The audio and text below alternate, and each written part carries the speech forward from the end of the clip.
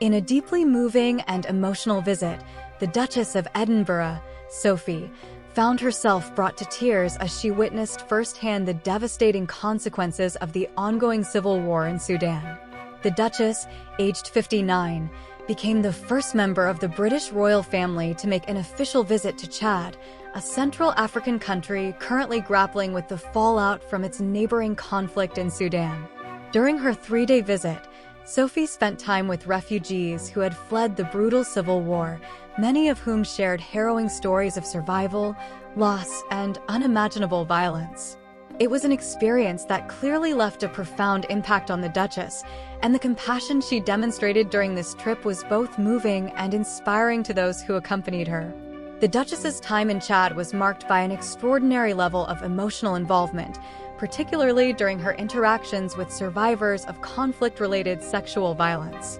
At a hospital center in Adré, near the Sudanese border, Sophie embraced 5 survivors, who bravely recounted their traumatic experiences.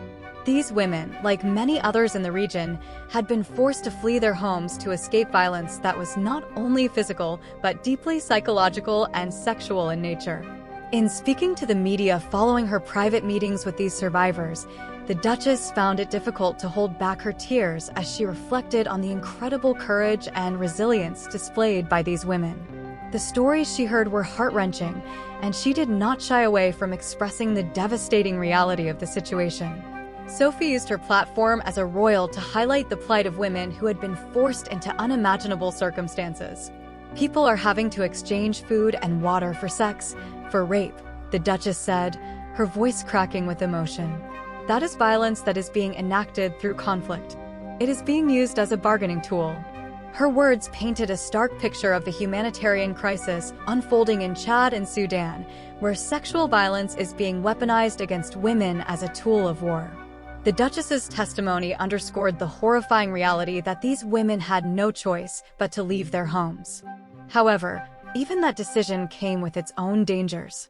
They're lucky if some of them can get away because some of the villages and towns that they come from, they can't even leave their houses anymore.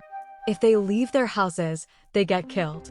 Sophie, a mother of 2 herself, seemed particularly affected by the plight of the children involved in this conflict. The Duchess paused before continuing, her voice heavy with emotion. What they do to the children is... I can't even use the words. These words left a chilling impression on those who heard them. The Duchess's ability to connect emotionally with the refugees and survivors during her visit spoke volumes about her commitment to raising awareness of the atrocities being committed in Sudan and Chad. It was clear from her reactions that this was not just a formal royal visit, it was a deeply personal and emotional journey for her. Throughout her royal career, the Duchess of Edinburgh has long been a dedicated advocate for women's rights and has been actively involved in raising awareness of sexual violence in conflict zones. Her visit to Chad served as a continuation of her tireless work in this area, as she sought to bring global attention to the crisis in Sudan, which has displaced thousands and caused unimaginable suffering. The Duchess's advocacy for survivors of sexual violence has been consistent and deeply personal. During her time in Chad, she not only listened to the stories of these women, but also provided them with comfort, dignity, and support. This is not the first time Sophie has lent her voice to causes like this, but the depth of her engagement during this visit was particularly notable. In the past, Sophie has spoken out about the need for the international community to prioritize the protection of women in conflict zones. Her visit to Chad underscored her belief that more needs to be done to support those affected by such violence. By highlighting the personal stories of these survivors, Sophie hoped to encourage further action from governments and aid organizations around the world. One of the survivors Sophie met during her visit shared a particularly chilling account of her experience fleeing Sudan. The woman had fled the city of Jenin, located in the West Darfur region, after witnessing thousands of people killed within a matter of days. Her family was trapped inside their home, facing threats of death and rape if they attempted to leave. Tragically, her teenage son and brothers were among the men who were rounded up and taken away by armed forces. Their fate remains unknown. The woman's story is, sadly, not unique. Many others have faced similar horrors, with entire families torn apart by the brutal violence sweeping across Sudan. Sophie's decision to spend time listening to these stories is a reflection of her deep empathy and compassion for those suffering in silence. By giving voice to their pain, the Duchess hopes to encourage the global community to step up and provide the necessary resources and aid to those in desperate need. As the Duchess departed Chad on Monday afternoon, the emotional toll of her visit was evident. She admitted to feeling quite wobbly after hearing the women's experiences, describing their stories as devastating.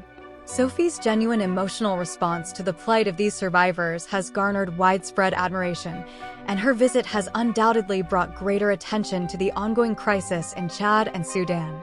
Sophie's visit to Chad is significant not only because she was the first royal to visit the country, but also because of the profound impact her presence has had on raising awareness of the ongoing humanitarian crisis in the region. While many royal visits tend to focus on lighter, ceremonial events, the Duchess of Edinburgh's decision to address such a critical issue head-on is a testament to her commitment to making a difference in the lives of those affected by war and violence. Her ability to connect with the survivors on a personal level and her willingness to speak out about the atrocities they have faced has resonated with people around the world. The Duchess's tears during her media address reflect the gravity of the situation, and her words serve as a call to action for those who can help alleviate the suffering of those caught in the crossfire of war. While Sophie's visit may only be the beginning of a larger effort to address the crisis in Sudan and Chad, her compassionate response has already made a lasting impact. The Duchess has once again demonstrated that the role of the British royal family extends far beyond the pageantry and tradition often associated with it. By focusing on critical humanitarian issues, Sophie is using her platform to shine a light on those who are often overlooked in times of conflict. As the world continues to grapple with the fallout from the Sudanese civil war, the Duchess of Edinburgh's visit to Chad serves as a reminder that there is still hope for those affected by violence. Through her advocacy and her ability to inspire others to act, Sophie is playing a vital role in bringing attention to the plight of survivors and ensuring that their stories are heard on the global stage. As the Duchess of Edinburgh returns to the UK, the work to support the survivors of sexual violence and war-torn communities in Chad and Sudan continues. Sophie's visit has undoubtedly raised awareness of the crisis, but more needs to be done to ensure that the international community responds with the necessary resources and aid. Organizations working in the region are calling for increased support, both in terms of financial aid and logistical assistance.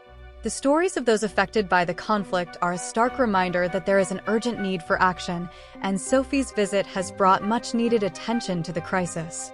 Write in the comments what you think about this. And at the end of the video, I ask you to subscribe and like. Thank you.